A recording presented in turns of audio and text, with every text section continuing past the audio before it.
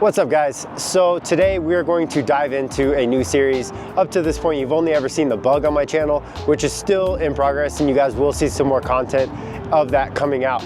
But we're going to dive into this. This is a 2005 Nissan 350Z, and we've had it for like 2 years here at the shop. And this is what everybody learned to drift in. So as you can see, it's smoked, right? Like, this is the car we picked up. Nobody here knew how to drift, and we picked it up and we all wanted to learn. So that's exactly what we did. We learned, and it is now my car. I bought it off the shop. So I'm going to be transforming this into a not pile of shit. Now that I actually know how to drift, we don't have to worry about it getting as banged up. But you know, naturally with tandems, that's part of life, which is why it looks like this. So let's dive into it. Oh, we'll start with the engine. This is a completely stock engine, guys. This is a DE engine. We bought it with a blown clutch, so I replaced the clutch on it. But aside from that, it's literally bone stock. Stock airbox, I guess has a catback exhaust on it. But aside from that, it's stock power, stock angle for now, and a welded diff, and some BC DS coilovers on it. So it's a very, very bare bones, like grassroots style drift car for learning. But now that I've kind of locked in on some skill with drifting and I'm having a ton of fun doing it, I'm gonna start throwing some money into it to actually make it a little bit more of a competitive car, to kind of lock in on some tandems with some friends. All I did on the interior is go with the NRG Prisma seat and some Sparco sliders, and that's literally it. It does need some stuff in here. I'd love to get a seat belt, some harnesses, and a harness bar. I do have a hydro for it, and that's gonna get thrown in this winter. Up to this point, I've drifted with no hydro. A lot of people use that to learn. I learned without it, and everybody says that's a really good thing.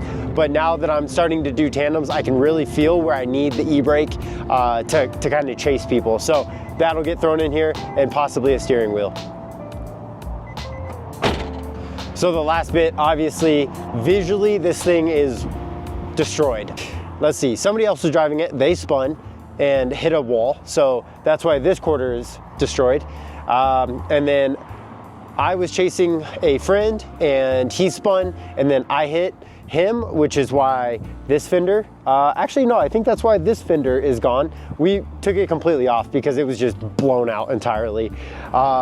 And then our last event, we were in a train of 4 and it was sick. I was leading, but I got too aggressive and I hit stock steering angle lock, spun it, tried to get out of the way, I couldn't, and my buddy Zach with his E36 spun right into me, and then that smashed this side. So broke the bumper, broke the headlight, tore up this fender, and then as his car whipped around, smoked this quarter as well. So I do have rear overs coming. I already picked up some new fenders and some new OEM HR headlights that just need a little restoration. I would love to get an HR hood for it as well, just because the bulge kind of matches the M3 hood, which would be sick. And then I'm looking for a front bumper and some side skirt options, but those will, I don't know, I got the winter to figure those out. So again, this is just an introduction to the car, guys. I do have some camber arms that we're gonna throw on, an angle kit, things like that, just to kind of see the difference that it makes. Right now we're on camber arms in the rear, but no toe arms. So unfortunately the rear still has some camber, and that's killing my tire wear. I need to get it to 0 degrees. Right now it's at like -2, and it's just smoking the inside of the tire before the outside's done. So we'll get that adjusted. On the body side of things, I do have another hatch. The car came with this nice little dent right here in the corner. This is a new rear bumper because the rear bumper got blown off at an event about a year ago. I do have some LED taillights for it. The roof, I know the car is dirty right now, but this roof came like this. It looks like it was, somebody just took a bowling ball and just rolled around on it for some reason, just kind of hung out on the roof. So I might try my skills at some body work this winter, and as they say, cave it and pave it. We'll throw some Bondo on that sucker and see if we can't get it smooth. Obviously, for what I do, guys, I vinyl wrap cars for a living, so I'm going to wrap this whole thing in a super cool livery that I'm gonna have my buddy Tyler design for me. So we'll kind of see what that looks like, and I'll keep you guys updated in the process. So for now, I'll show you what the car can do in its current form, and then we'll kind of dive into it over the winter and show you what it can do after all the parts are installed and what it looks like after the wrap and all the body work is fixed.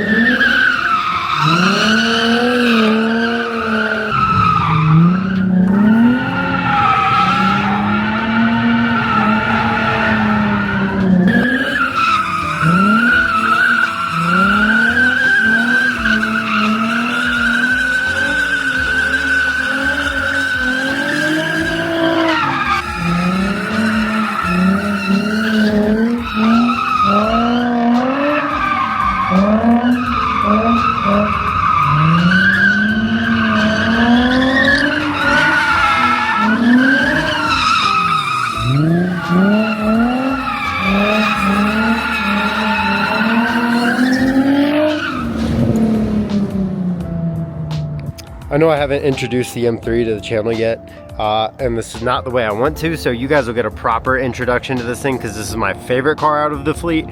But somebody left a like 10-foot branch in the middle of the highway on the way home, so it destroyed the bumper, scratched the headlight, blew out the lip, broke both fenders, damaged the under trays. So this thing is getting an insurance claim and it's just down right now, so that sucks.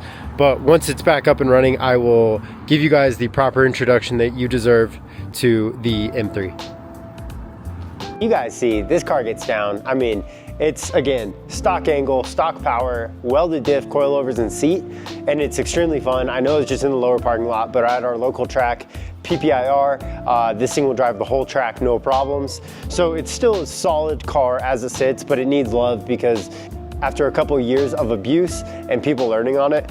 So the first order is I got some tow arms. So we're gonna get those thrown on to help the alignment from front to back. First thing we're gonna start with is the rear tow arms. Now, if you look at that tire wear, you can see the reason why. So you would think camber arm, but right here, I already have the camber arm. But the problem is I can't go straight up and down because this eccentric to adjust my toe maxes out. So that doesn't work. So the spring bucket, I do not need anymore because I have true coilovers in the rear. So there is no spring here anymore. So we're gonna replace these with some Black Friday goodies. And here are said goodies. These are Drift HQ toe arms with the spring delete, with the spring bucket delete option. They look pretty beefy. That's why I went with these over other arms. It looks like they have some extra gusseting right here that I didn't see on other brands. And on Black Friday, they were like 180 bucks. So I felt like that was a good deal. So we're gonna go ahead and get those Johns thrown on there.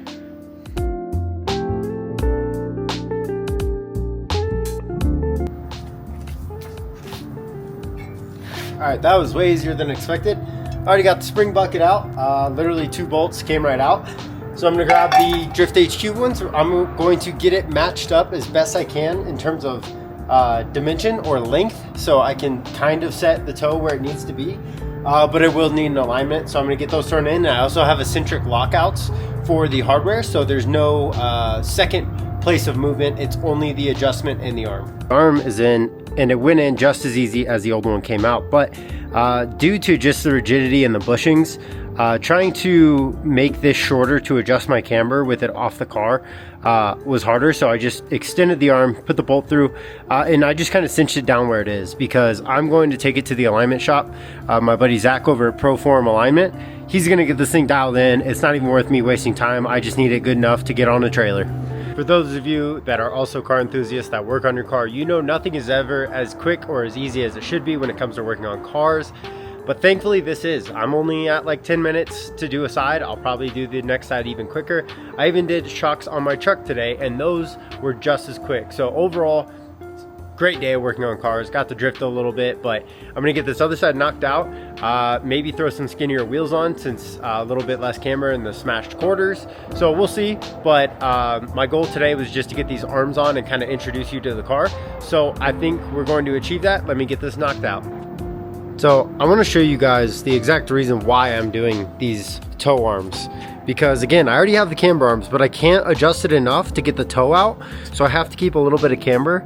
And it's absolutely destroying these tires. Like the inside is bald, but there's so much life left in the outside of the tire. So the problem is at events, I'm killing tires like probably 40% faster than I should. So once everything is dialed in with the alignment, this sucker should look like this all the way across when it's time for the tire to get replaced. That's gonna do it for day one on the Z here. I'm supposed to get the angle kit tonight. So if I do, I might be able to find some time to bring it down and get that installed tomorrow. And then we'll do some skids and see what kind of angle we can gain. Shipping worked out, so I did get the angle kit yesterday, which means today we're back in the shop and we're going to throw the angle kit on. Opening the kit, it's packaged super nice, and thankfully we have instructions. Big fan of having that, so that is a plus. And here we have the actual kit. So this is going to bolt onto the knuckle and adjust the tie rod pickup point more inward to allow quicker steering and ultimately more angle. So I'm going to start reading over the instructions, getting all this figured out, getting the car jacked up, wheels off, and we're going to start working. So something I want to make note of before I start this is the angle that the car has stock. So this is 100% stock suspension geometry. As you can see, I've drawn a red line down there to mark where the angle stops currently. That way we have a reference point. Once this turns further with the angle kit, we can see how much we actually gained. Got the driver's side angle kit bolted on here pretty quick and easy, 3 bolts. Now I have to put rack spacers on, so the small one goes on driver's side and the big Johnny goes on the passenger side. So I need to take the boot off and pull the inner tie rods off to get those in there. So I'm going to jump on that and then we will install this other side and then it should be done.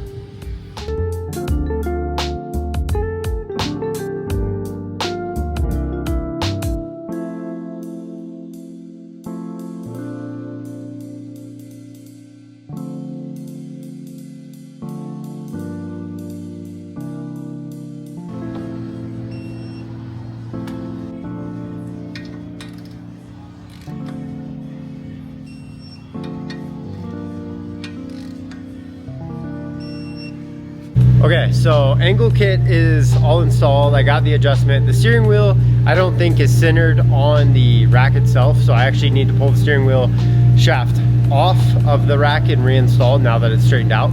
But nonetheless, this is a moment of truth and we'll see how much angle we gained. All right, so that red line indicates the stock angle. Okay, so we gained a little bit, but probably not as much as I was hoping, to be honest. I don't know if you guys can tell. That's probably, I don't know, 10 degrees maybe? Not a whole lot. It is a little bit more angle, but I'm not gonna lie, I was hoping for a little bit more. That's probably, shoot, I don't know, 5, maybe 10 degrees. So that kind of sucks. That was a lot of work for not a whole lot of angle, but I guess I probably should have just gone with the full kit. But it is what it is. I would have had to do this part anyways. So the only part I'm missing is lower arms and I guess upper arms too. So we're gonna have to add that one to the list, to be honest. But Zach and I, we're gonna do some donuts, test out the new angle, see if I can feel any difference. I doubt it based on what it looks like. We're actually gonna do one more thing here to get a little bit more angle. So there's a factory bump stop that threads into here that hits the bump stop on the GK Tech kit, but there's still a little bit more to go before we bottom out and up under here where the tie rod boot hits the bolt holding the coil over. So we're gonna shave a little bit of this bump stop down to make the tolerance down here on this bolt and ball joint very close, but allow us to get a little bit more angle until these hit.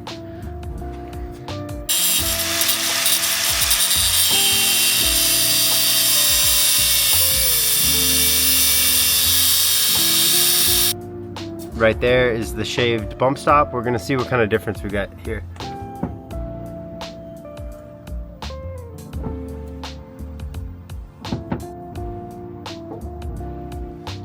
Go ahead.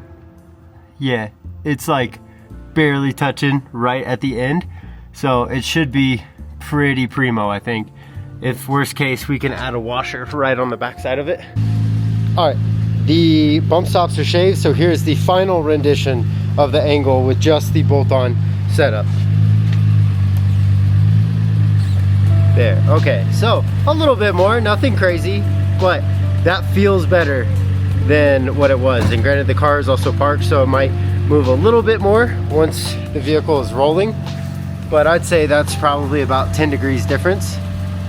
So guys, that's gonna do it for this episode where I introduced the 350Z to you guys.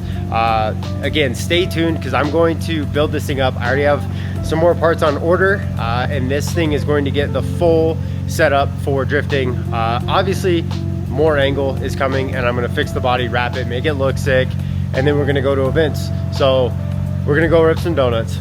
See you guys next time.